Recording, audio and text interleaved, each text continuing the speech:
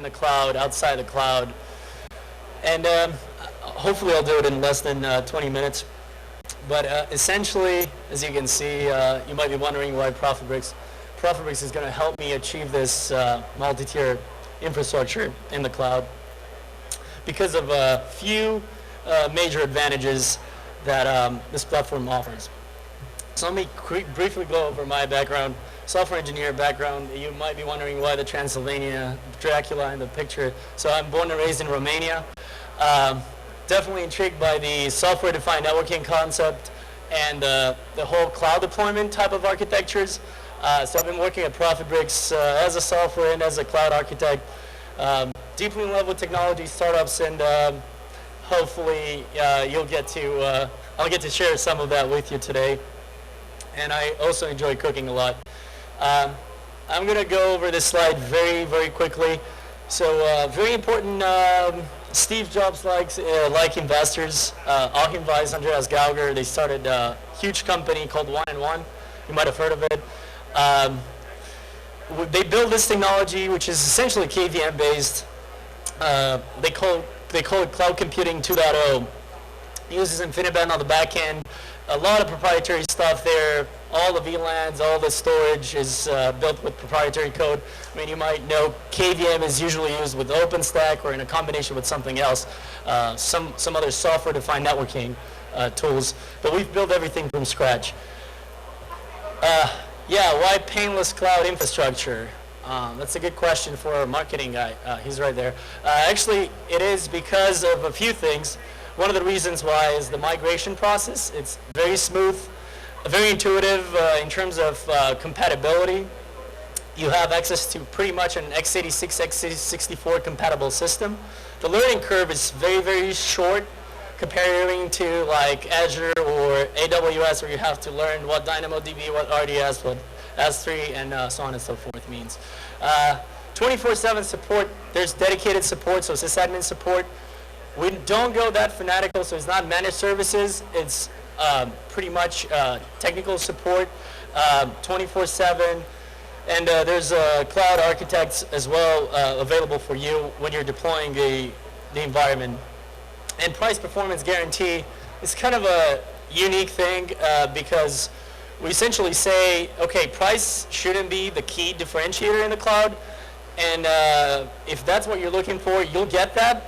And you're going to get that at a less cost and at least same performance, right, with what Amazon or the other Google or Azure has to offer.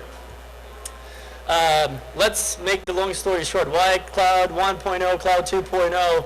Well, I would say the secret sauce is InfiniBand. And you might have heard of InfiniBand. It's been used in the high-performance compute for a long time. Even Windows 2003 has support for this tool, but there was no hypervisor out there that really integrated InfiniBand. So we took that challenge. We did integrate InfiniBand, matched it with KVM, built a lot of things on top of that, made a TCP/IP layer on top of it so that people interact and they're used to the Ethernet protocols. And essentially this allows us to dedicate cores behind the scenes, so we're not sharing cores, RAM, or storage. So it's kind of a thick provisioning process. There's a 1-to-1 ratio with the physical resources. There's no local storage, no ephemeral storage, so there's no storage attached to the actual server. Our blades only have cores RAM and 2 40 gigabit QDR switches on the back. Everything else is network storage. A few ways to interact with the product. There's a data center designer tool, and there's of course APIs and SDKs and different libraries that you can work with. I'm going to show you today the data center designer because it's kind of an easy way to understand a multi-tier architecture, and everyone kind of builds a Visio-based diagram usually. So we tried to kind of combine the two processes, right? Sysadmin usually goes through the process of building a Visio, showing it to the IT manager, then he approves it, and then he goes in and deploys it eventually with using an API, or ideally with something that he can show to his CEO that he understands, and that's a visual data center designer UI. And these are kind of like the common techniques using a multi-tier architecture. Of course, there's a load balancer involved, usually a caching server, There's firewalls, there's UTM gateway servers. There's always database replication as a recommended go-to best practice. And I'm going to pretty much try to touch on some of those tools today, just so that you can see what would they look like in a production environment. So this is the data center designer that I'm going to switch over to. This is just a snapshot of what it looks like. And I'm going to get into the real demo in a few minutes. Actually, a few seconds. Okay, let me switch over to this screen. Oops. Okay, try to. Okay, perfect. So I'm going to try to show you a more complex design, just so that you get a better sense and understanding of what this tool is capable of doing.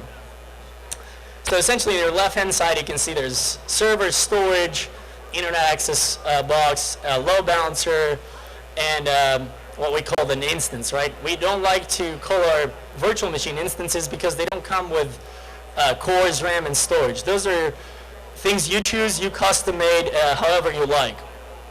So as you can see here, if I were to click on this machine, it's a running server. It has 1 core, 2 gigs of RAM.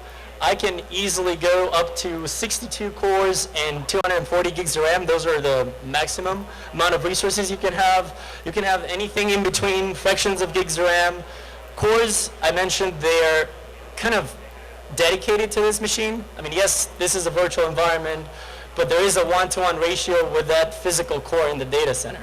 So essentially, what you see is what you get. This talks about consistency across the board. And then you'll see an availability zone here on your right-hand side. This is pretty self-explanatory. We don't have a wizard-based UI where you choose category, small, medium, large, extra large, and then click next, choose the region. So I'll go through the process of building a fresh new data center.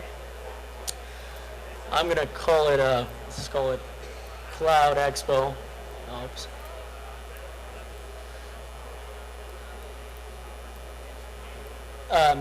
As you can see on your right-hand side, you have the option to choose one of the locations. In the US, we're located in Las Vegas, where we have 2 different data centers. You might have heard of SwitchNap. This is where EMC or Disney resides as well. State-of-the-art facility. I strongly encourage you to go. We can help you with a little tour of this facility if you're interested. So I'm going to go ahead and create a data center in Las Vegas. It's a drag and drop deployment. As you can see, I have an internet access box here. I have the server, and I have the storage. These are completely independent components. There's many different ways that we leverage InfiniBand today. So we leverage InfiniBand on the storage side. We use this network storage. It's a nice SCSI for InfiniBand. It's called SRP or ISER. So essentially, that gives you a block storage that has a much lower latency than any other block storage I've played with. It acts and feels like it's attached storage. So within the OS, you really don't know or can't tell. You don't need to run any file system protocol on top of the actual native storage. And there's a load balancer here, so I'm going to go ahead and create 2 machines, connect them to the load balancer. Let's pretend these are my 2 web servers. So I'm going to drag and drop storage. I'll show you a simple way of building this environment, or a faster way. What I always recommend people to do as an architect, I mean, this is a good common practice on a bare metal cloud, and I probably mentioned we're as close as possible to bare metal as you can get. If you were to use our remote console during the booting process, you'll notice that you'll see iPXE loading. So there's the booting system, or the BIOS, if you want, of our system. So there's a very close process to the bare metal cloud. So I'm going to go ahead and name this storage block my OS. I'm going to give it 10 gigs of storage space, and I'm going to assign an Ubuntu 14.04 image. I'm going to do the same thing for the other storage block. And of course, I like to separate storage OS from my data. This is kind of a very common practice, not only for I/O performance, but also for replication, for if you want continuous delivery and being able to clone individual components much faster and rebuild machines much faster. So as you can see, I can attach multiple storage devices. So I'm going to go ahead and create a data volume. This is essentially what I'm going to install: Apache and PHP. Hopefully that's good enough for everyone. And yeah, I'm not going to use an operating system. So this is just going to be my data volume. Obviously, I'm going to boot from this first volume, and I'm going to use this as my data volume. I'm going to do the same thing here, and I'm going to name this data as well. Essentially, I have two web servers right now connected to a load balancer, so let me just give them a better name, Apache. So I'm going to go ahead and install Apache PHP 1 on this one, do the same thing here, Apache PHP 2, and now I need, let's say, 2 more database servers. So I'm going to use this create instance process. It's much faster. So I'm going to use a general name for this one, MySQL. I'll call it master. Obviously, a very good practice is to use MySQL master slave setup, or Mongo replication set, or whatever the case may be. You want to pretty much have a read and write location, and then maybe a read-only location that you can have 2 masters or master slave. I'm going to build 2 of these instances. I'm going to use 2 cores, 2 gigs of RAM, and I'm going to assign a Ubuntu 14.04 operating system. And you can see I have deployed 2 of these machines. Really easy. I'm going to use this LAN to connect them to my Apache machines. I'm going to try to keep it short. So now I have 4 machines, essentially 2 application servers and 2 database servers. In this zone, you see an availability zone option here. This is very important for high availability. There's a built-in redundancy within the storage. So the storage doesn't give you the option to choose an availability zone. It's automatically replicated in zone 1 and zone 2.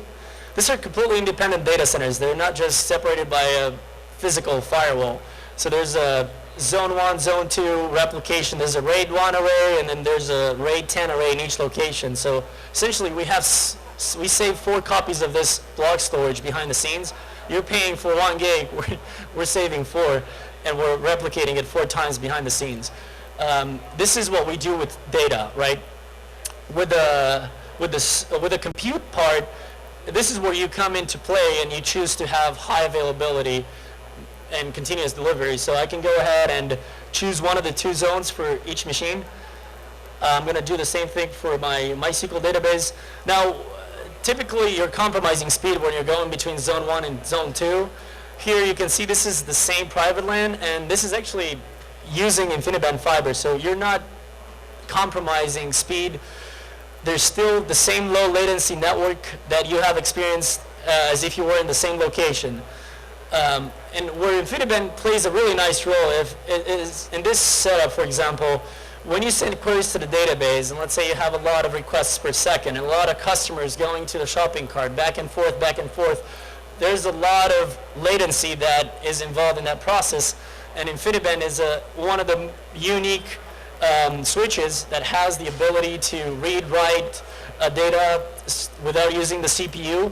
So this helps us deliver one of the lowest latency networks I've seen.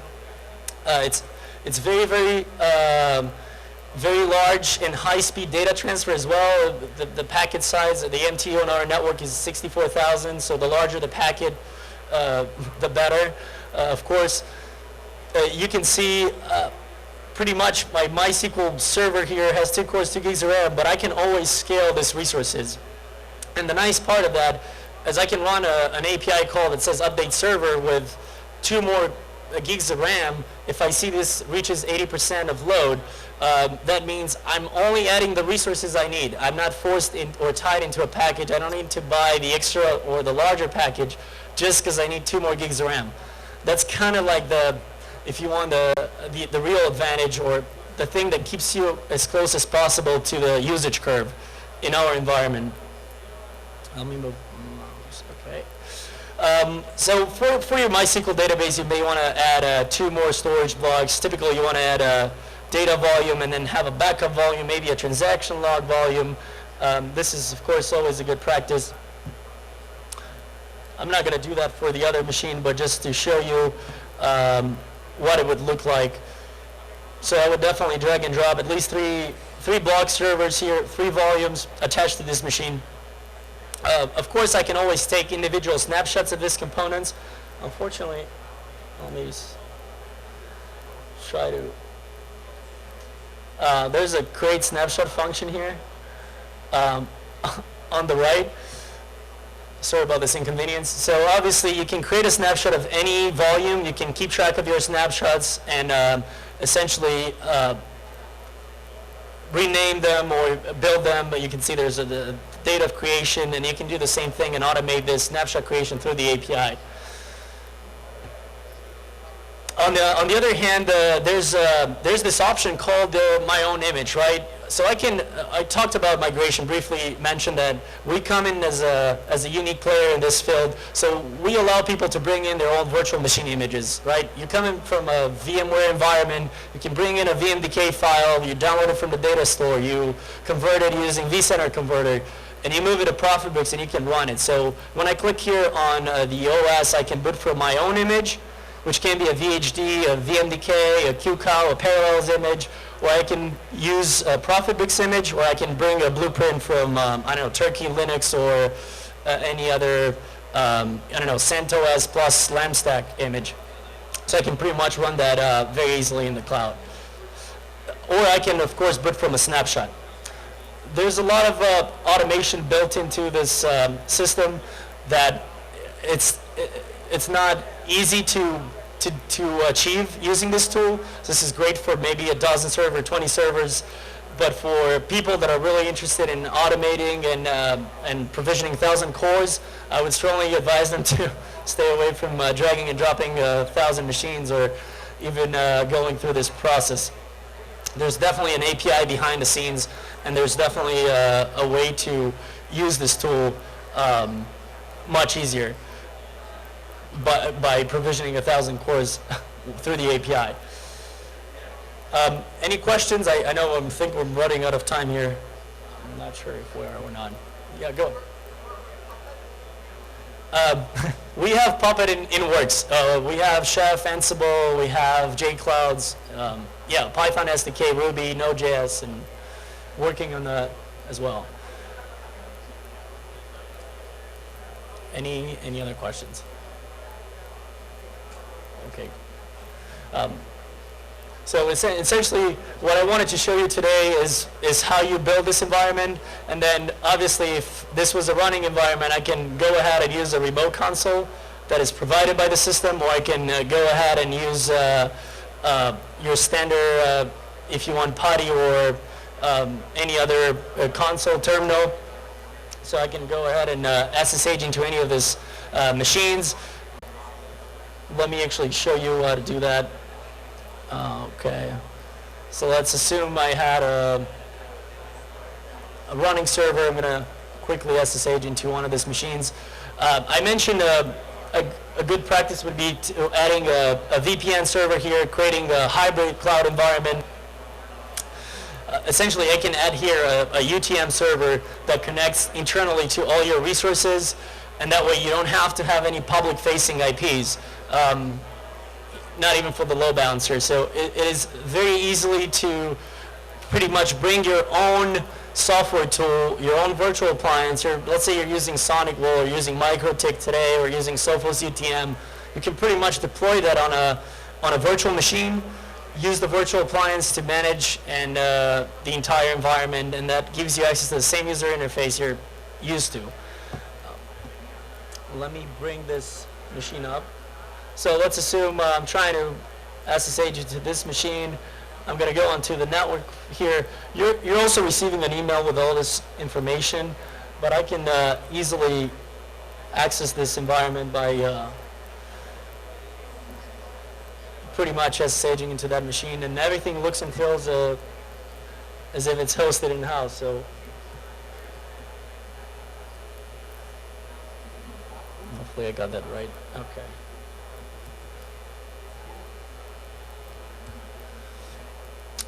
Yeah, if I were to run, I don't know, HTOP here, you'll see I have one CPU right now and 2 gigs RAM, but this is pretty much this machine running. And I can use any console I want.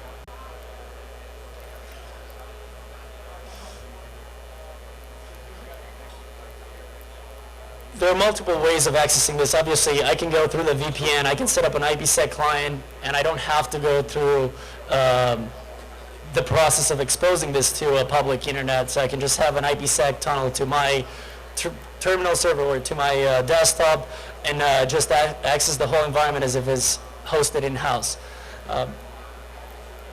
So going back to the slides, I mean, here's my contact information just in case you have any sort of questions related to Proftibricks or even architectural questions. I would be happy to talk to you about that. Thanks very much for attending. Appreciate it.